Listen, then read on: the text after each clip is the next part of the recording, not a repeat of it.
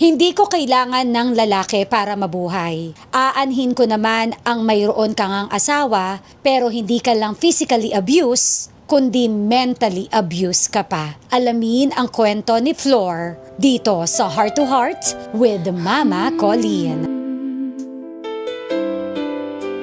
Heart to heart with Mama Colleen. Welcome to Heart with Mama Colleen. Dear Mama Colleen, ako si Flor at gusto ko lang ibahagi ang kwento ko na baka sakali maka-empower ng mga kapwa ko kababaihan na nananatili pa rin sa lubog nilang sitwasyon sa kanilang partner sa buhay.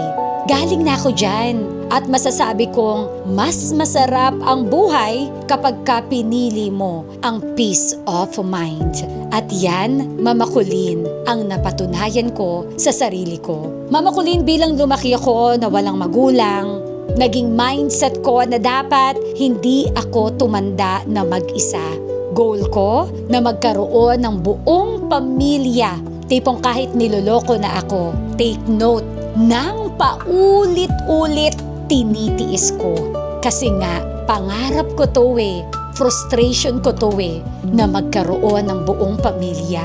At ayaw kong maranasan ito ng mga anak ko na hindi kompleto ang kanilang mga magulang.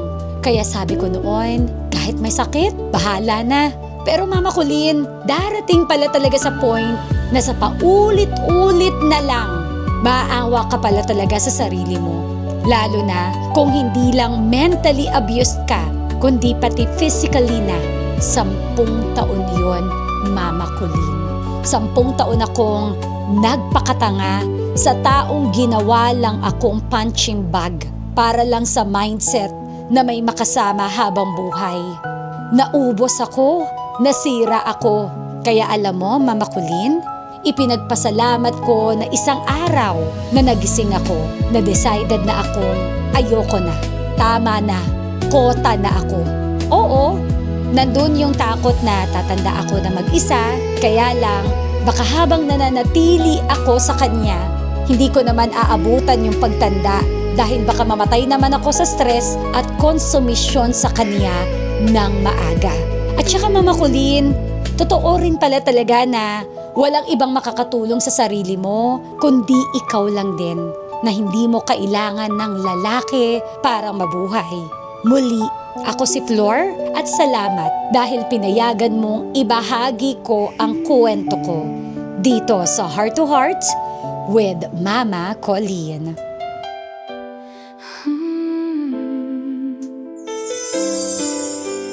Heart to heart with Mama Colleen.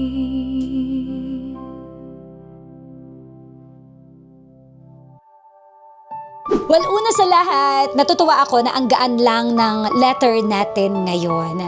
And realization talaga na kailangan talaga nating mahalin o unahin muna ang ating sarili. At hindi po pagiging madamot yung uunahin mo muna ang iyong sarili. Kasi ano pa yung maibibigay mo sa mga taong mahal mo kung ikaw mismo ubos na ubos na. You have to fill your cup first, sabi nga nila, for you to be able na masalinan din yung cup ng iba. At the end of the day, katulad ng sinabi ni Flor, ikaw lang din ang makakasalba sa sarili mo. Kawawa ka na nga kakawawain mo pa ba pati ang sarili mo? Hahayaan mo pa ba na maging mas kaawa-awa ka sa tingin ng ibang tao? And promise ka, winner, that when you teach people kung paano ka dapat tratuhin ng tama, totoo talaga yon na ganoon ka rin nila itatrato. Kapag ka nakikita nila na, ganito pala dapat mahalin si Flor, ganun na ganun din ang gagawin nila sa'yo. So, yun lang. Ka-winner, feeling ko naman hindi kailangan ni Flor ng payo ngayon. Pero kung meron ka mang gustong idagdag sa letter ni Flor, comment down below. Paalala lang ka-winner na ang comment section natin ay open para sa mga mema mo dito sa programang May Puso, ang programa para sa'yo.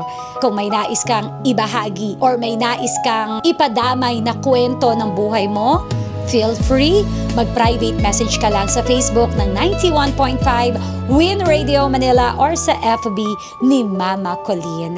Ito po ang programang May Puso, ang programa para sa iyo. Heart to Hearts with Mama Colleen. Heart to Heart dito sa 91.5 Win Radio.